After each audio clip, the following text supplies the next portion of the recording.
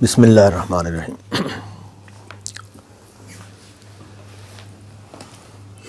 یہ ابو منذر سے ایک روایت ہے، وہ کہتے ہیں کہ میرے علم میں نہیں ہے کہ مسجد نبوی سے کسی کا گھر اتنا دور ہو جس طرح اس شخص کا تھا،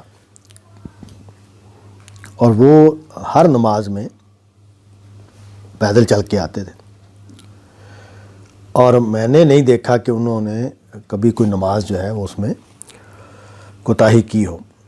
تو میں نے ان سے ایک دن کہا کہ بھئی آپ کوئی گدھا خرید لو کہ جس میں گرم موسم ہوتا ہے، اسی طرح اندھیرا ہوتا ہے، تو تم سوار ہو کے آ جایا کرو۔ اس نے جواب دیا کہ میں تو کبھی بھی نہیں سوچا، مجھے کبھی اچھا نہیں لگا کہ میرا گھر جو ہے وہ مسجد کے قریب ہو، میں تو یہی چاہتا ہوں کہ میں مسجد میں آؤں تو میرے مسجد میں آنے کا چلنا اور واپس اپنے گھر والوں کے پاس جانا، یہ دونوں جو ہیں یہ میرے لیے نیکیاں بن جائیں۔ رسول اللہ صلی اللہ علیہ وسلم نے یہ سنا تو فرمایا کہ اللہ نے جو تم کہہ رہے ہو اس کو سن لیا ہے اور اس کو تمہارے اس خواہش کے مطابق کر دیا ہے۔ یہ بات ہم پیچھے روایات میں پڑھ چکے ہیں اور معروف بھی ہے کہ مسجد کی طرف جانے میں جتنے قدم چلتے ہیں اتنی نیکیاں ملتی ہیں، تو یعنی ثواب کا ایک یونٹ ایک قدم۔ اس میں ہمیں یہ بات معلوم ہے کہ اصول کیا ہے، نیکی کیا ہے۔ نیکی اصل میں میرا خدا کی رضا کے لیے کوئی بھی عمل ہے، وہ نیکی ہے۔ ظاہر ہے مسجد میں حاضری ایک بہت بڑا اجر ہے۔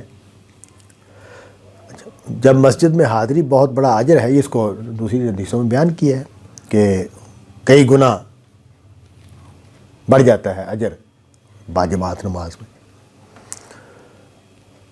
وہ کیوں بڑھ جاتا ہے؟ اس میں بڑھنے کی وجہ یہ ہے کہ اللہ تعالیٰ کے حضور مسلمان بحیثیت جماعت، وہ جو قرآن مجید میں جگہ جگہ یہ بیان ہے کہ ورکعوا مع الراکعین، حضرت مریم کو کہا ورکعی مع الراکعین، یہ جو نماز پڑھنے والے لوگ ہیں ان کے ساتھ تم بھی نماز پڑھو، اور اس کی حقیقت کو رکوع کے لفظ سے بیان کیا کہ وہ خدا کے آگے جھکنا ہے۔ نماز کی ایک بڑی حقیقت یہ ہے کہ میں عاجزی کے ساتھ خدا کے آگے جھک جاؤں۔ تو یہ جو حاضری ہے اس میں اس میں جو رکاوٹیں ہیں، وہ جتنی رکاوٹیں بڑھ جائیں گی اتنا اجر بڑھ جائے گا۔ اور یعنی ایک عمل یہ ہے، ایک پہلو یہ ہے اجر کے بڑھنے کا کہ کن حالات میں، کن مشکل حالات میں وہ نیکی کی گئی ہے۔ دوسرا پہلو یہ ہے کہ میری نیت کتنی صاف تھی۔ تیسرا پہلو یہ ہے کہ میں نے عمل کتنے اچھے طریقے سے کیا۔ تو یہ سب چیزیں مل کر اجر کو بڑھاتی چلی جاتی ہیں۔ تو ان میں سے ایک نبی صلی اللہ علیہ وسلم نے کی جو روایات ہیں، قرآن مجید نے ایک اصولی بات بیان کر دی، وہ یہ بیان کر دی کہ اجر بڑھتا ہے۔ یعنی ایک تو یہ بیان کر دی کہ میں ہر نیکی کو 10 لکھتا ہوں، ایک تو یہ بیان کر دیا، پھر یہ بھی بیان کر دیا کہ اجر 700 گنا تک بڑھتا ہے۔ اس کی مثال دے دی سورہ بقرہ میں انفاق کے حوالے سے کہ جس طرح ایک بیج سے پودا نکلتا ہے، اس میں سے خوشے نکلتے ہیں، ان میں دانے اگتے ہیں، اسی طرح اجر بھی بڑھتا ہے۔ تو اجر بڑھنے کے جو پیچھے جو وجہ ہے وہ میری نیت، میرا خلوص، میرے عمل کی صحت، رکاوٹیں جن کو میں عبور کر کے، اس لیے میں یہ سمجھتا ہوں کہ جس آدمی کے دل میں خست ہو، یعنی احتیاط ہو پیسے خرچ کرنے کے معاملے میں، اگر خست کا لفظ بعض اوقات نہیں صحیح ہوتا کسی آدمی کے لیے، وہ صرف احتیاط ہوتی ہے یا تنگ دستی ہے، ایک آدمی کی اپنی ضرورتیں پوری نہیں ہو رہی لیکن وہ اس کے باوجود خیرات کرتا ہے، تو اس کا اجر بڑھ جائے گا۔ اور یہ بالکل ممکن ہے کہ 1 روپیہ خرچ کرنے والا 10 روپے میں سے، 1000 روپے میں سے 100 روپے خرچ کرنے والے سے زیادہ اجر لے لے، کیونکہ اس کے 10 روپے، حالانکہ نسبت تو وہی ہے کہ 1 نسبت 10 سے 10 روپے اس کے پاس تھے، اس نے اس میں سے 1 روپیہ نکال کے خرچ کیا، اس کے پاس 1000 روپے تھے، اس میں 100 نکال کے خرچ کیا، لیکن حالات کا فرق ہے، حالات کے فرق کی وجہ سے اس کو اگر مشکل اٹھانی پڑ گئی ہے زیادہ، اس نے زیادہ زور لگایا ہے اس روپے کو نکالنے میں، تو اس کو اجر بھی زیادہ ملے گا۔ تو یہاں بھی اسی بات کو بیان کیا، یعنی یہ روایت ہے کہ بھی مسجد میں جتنے قدم چل کے جائیں گے اتنا ہی اجر ملے گا۔ تو یہ اب صاحب جو ہیں سب سے دور رہتے تھے۔ اب مدینے میں نبی صلی اللہ علیہ وسلم جب تک حیات تھے اس وقت تک سب سے بڑی کوشش یہ ہوتی تھی صحابہ کی کہ حضور کے پیچھے نماز پڑھی جائے۔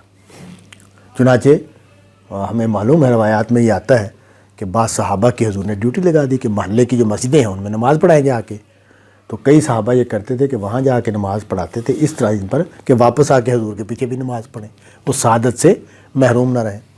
تو یہ ظاہر ہے پیغمبر کی ذات ایسی چیز ہوتی ہے کہ اس کے ساتھ یہ مسائل وابستہ ہو جاتے ہیں۔ جیسے ہم دیکھتے ہیں کہ صحابہ، بعض صحابہ حضور کا وضو کا پانی نیچے نہیں گرنے دے رہے اور اس طرح کی چیزیں، تو وہ حضور کی ذات کے ساتھ، شخصیت کے ساتھ ایک خاص ان کی ظاہر خدا کا پیغمبر ہے، تو اس وجہ سے یہ مسجد میں آتے تھے اور چل کر آتے تھے۔ اب لوگوں نے یہ دیکھا کہ بھئی یہ کافی تکلیف اٹھاتے ہیں، کافی مشقت اٹھاتے ہیں، ان کا گھر بھی سب سے زیادہ دور ہے، تو یہ ان کو کسی نے مشورہ دیا کہ آپ گدھا لے لیں۔ اگر یہ گدھا لے لیتے تو تب بھی ان کو اجر ملتا ہے، لیکن یہ ایک بندے کی جو ہے نا وہ وابستگی کا ظہور وہ اپنے اپنے ذوق اور مزاج سے ہوتا ہے۔ اب میں اس کو کل بھی بیان کر رہا تھا ایک مجلس میں، ہماری مسجد جو ہے وہ کارپیٹڈ ہے، اس میں کارپیٹ بچھے ہوئے، اور وہاں خادم ملازم ہیں کہ جو مسجد کو صاف ستھرا رکھتے ہیں۔ تو ایک بابا جی آتے ہیں، وہ مجھ سے چھوٹے ہوں گے، 5-7 سال لگتا یہی ہے ان کی شکل صورت دیکھ کے۔ وہ آتے ہیں اور وہ آ کے تو جو امام صاحب کا مصلی بچھا ہوا ہے اس کی جو لڑیاں ہیں ان کو سیدھا کر دیتے ہیں۔ وہ بیٹھ جاتے ہیں آ کے، اور سب سے پہلے آ کے وہ لڑیاں سیدھی کرتے ہیں اور پھر اپنی جگہ پر بیٹھ جاتے ہیں۔ تو مسجد کی خدمت، اب ان کے ذہن میں آتا ہے، یہ دیکھو نا ایک سادہ انسان ہے، وہ کہتا ہے میں نے مسجد کی خدمت کرنی ہے، اس کو کوئی اور چیز اس کو کام نہیں ملتا، تو وہ آ کے امام صاحب کے مصلی کی لڑیاں سیدھی کر دیتا ہے۔ تو یہ وابستگی ہے، تو انہوں نے اس کو پسند نہیں کیا کہ یہ سواری لے لے، اور انہوں نے وہ میری مسجد جو ہے نا وہ اتنی دور نہیں ہے میرے گھر سے، لیکن موسم سخت ہو، بارش ہو رہی ہے یا بہت سردی پڑ رہی ہے، تو کئی بار میرے بھی دل میں آتا ہے میں گاڑی نکال لوں، لیکن میں نہیں نکالتا۔ بہت کم ایسا ہوتا ہے کہ میں مسجد میں گاڑی میں بیٹھ کے جاؤں، میری یہی خواہش ہوتی ہے کہ نہیں پیدل چل کے جاؤں۔ تو وہ ایک ایسے ہی ایک سادہ سی بات ہے، اس کے پیچھے کوئی بہت لاجک نہیں ڈھونڈی جا سکتی۔ تو یہاں بھی وہی بات ہے کہ انہوں نے بڑی سادگی سے کہا کہ نہیں، میں ایک تو یہ میرے دل میں کوئی خواہش نہیں ہے کہ میں گھر قریب لے لوں، اور نہ میں کوئی سواری لینا چاہتا ہوں۔ میں تو یہ چاہتا ہوں کہ یہ میرا آنا اور جانا جو ہے یہ خدا کے ہاں نیکیاں شمار ہوں۔ تو نبی صلی اللہ علیہ وسلم نے بشارت دی کہ ایسا ہی ہوا ہے۔